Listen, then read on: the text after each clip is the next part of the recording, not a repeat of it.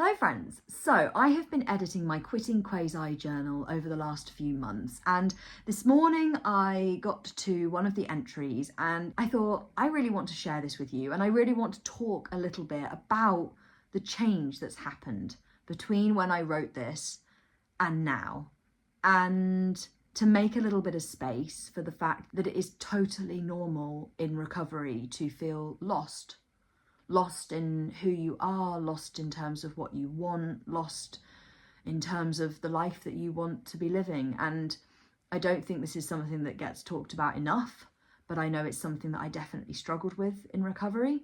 And now reading this and how poignant these words have been to me, sat here now, several years later, looking back at them. And I really wanted to just share with you the journal entry and then talk to you a little bit about how different things are now, several years later. So, here goes. As I reconnect with myself on a deeper level and break away from the tethers of my eating disorder and the quasi rut I was stuck in, I am starting to feel more and more like a little lost puppy. I feel like I've taken a back seat in my own life for the last 7 years. Like I've been thinking, acting, deciding, and doing as a puppet attached to some strings. I suppose the best way I can describe it is in terms of a rabbit in its rabbit warren. I feel like I'm that little rabbit, like I've gone down into my warren and stayed there for a number of years, only to resurface to find a totally different world than the one I knew before. Changes have been made to every element of my world, and I feel like I'm waking up to them, like someone else has been driving my ship whilst I've been off sick, and now I'm back again thinking, is this really the way I want it all to be? It's scary and overwhelming, and also deeply unsettling, but I know that the only thing I can do is to stick around and work through things slowly but surely until I feel at one with the person that I am now. Running back to my rabbit warren won't solve any of the issues. That's just me burying my head in the sands. I am committed to this journey to full recovery, and for me, a big part of that is reconnecting fully recovered me with the life that I truly want to live. But these things don't happen overnight. I need to give myself credit for the work it's taken just to reach the place that I'm currently at. Getting to this stage where I've stepped out of my rabbit warren and into the unknown is a big achievement. And yes, I'm scared. Yes, I'm lost. Yes, I've not got all the answers. But hey, this is living. This is the one brilliantly precious and gloriously uncontrollable life that I get. So okay, I may well be a little lost puppy in a big city, but hey, at least I'm not hiding in the dark any longer. I can't say how much that hit me this morning reading it. I wrote that in 2019 and I was quitting Quasi, and what's that, 4 years? 4 years ago. And I remember being in that place. I remember the feeling of waking up to a life that I had been living and doing whilst holding hands with my eating disorder and thinking, I don't know if I like the way that I've been doing things. And it was overwhelming, and I remember that so much. And I suppose it hit me today because I feel for that me. I remember that lostness, that overwhelm. I am so proud of the me that just kept going. And I am so grateful to her that she did. Because the truth is now, 4 years later, I still don't have all the answers. I don't actually think I ever will. And I think that's something in itself I've come to recognise and come to accept and embrace.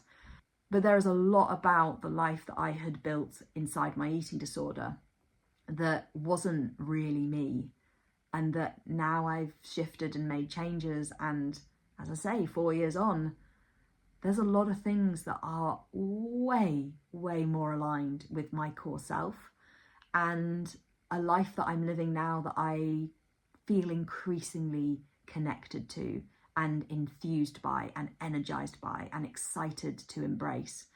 I know at this time a big thing for me was related to career. That was something that was an ongoing concern, and definitely recognising that the choice to study and be a podiatrist was something that was inherently wrapped up in a scarcity mindset, in a safety mindset. I've spoken about this before in other videos, so I won't go into depth about that now, but I remember recognizing that I didn't think it was me.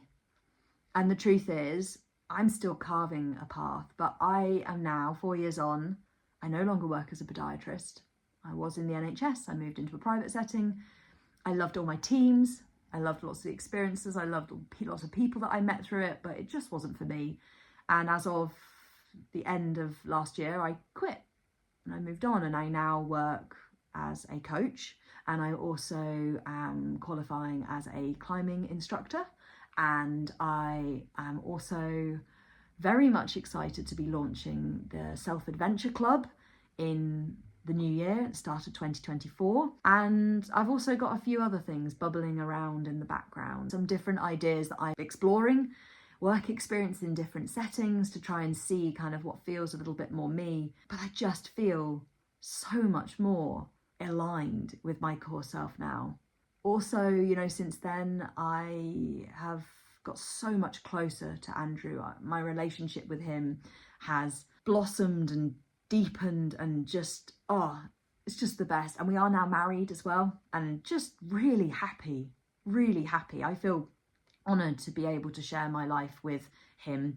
He is the best person that I know. He is my best friend, and it's a wonderful thing to be able to really be fully present in that relationship. I feel now, in terms of hobbies, like I've really reconnected with things that I just love. We've taken up salsa dancing again. I love dancing. It's so fun. It's so social. Salsa in particular, the music is amazing. There's so many parties, people. It's so vibrant. I love it. I love it. I'm absolutely loving all of my other hobbies so much. Climbing, getting out into the mountains, spending time with friends, playing board games, just so many things that bring me such joy. I feel like I'm really able to enjoy exploring again, going to new places and trying new things and having so many amazing experiences. I feel super connected to people again. I feel really close to my friends. I feel close to my family. I feel like I'm able to be present in the moment with people, to be invested and involved in their journeys and their stories and what's going on for them. I've got now 2 cats and a dog, and that I think was a big thing for me. I think I recognised that I had grown up my entire life obsessed with animals, and yet I was in the middle of my 20s and I didn't have any. But the truth is, when I was in my eating disorder, I think I just went through the motions a lot, and I didn't have the mental bandwidth or the attention or the desire even to start pursuing, you know, I want a pet, I want animals in my life. And now I sit here and I have 2 glorious cats called Tika and Nora, and a wonderful little puppy called Roka, who is bringing so much joy. I just feel that it's so me. And our home that we've renovated, or not, I don't know if we can say renovated, the garden we renovated, and I love our garden so much, and have a lovely hammock, and I lie in the hammock, not very much at the moment because it's basically just pouring with rain constantly here in the UK, but in the summer just to lie in the garden and read a book and just relax. Oh, there's just so many things. There's so many things. I can't even begin to put it into words. I just really recognised this morning reading those words, and I remember being in that place, and I feel now like I am increasingly living in full alignment with my core self, and really actioning my values and living by my values and pursuing the things that energize me. And it's just bloody wonderful, to be honest. And I don't want this video to come across as me just sat here being like, oh, and I'm recovered and now my life is utterly perfect, because it's not. Life isn't perfect. I don't have all the answers in terms of my own personal path. I'm still exploring and learning, and also just shit happens. You know, there is the ups and downs of life, and you get the ups, but you also get the downs, and those aren't eradicated by being recovered. But what I wanted to share today was that that journal entry was me feeling more connected with who I was, but very, very lost in terms of how I didn't feel like the life I was living matched up with that person, how I felt that the life I was living was a life aligned with the me who'd been holding hands with an eating disorder. And it felt really jarring to be doing all of that powerful work, to be getting free of the eating disorder and waking up to a life that just didn't feel very me.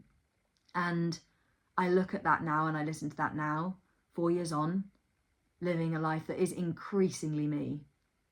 And I just want anyone who is in that place or who relates in any way, shape or form to that loneliness and that lostness to know that you've got to keep going and keep going. Keep doing the work to get yourself free, and know that, like I said in this, it is better to be lost than to be stuck somewhere you are not meant to be. You will discover and reconnect and rekindle, and things will work themselves out. But you've got to keep going. You've got to do that work. And there has to be that little bit of trust. Trust in the process, trust in your body, trust in your path.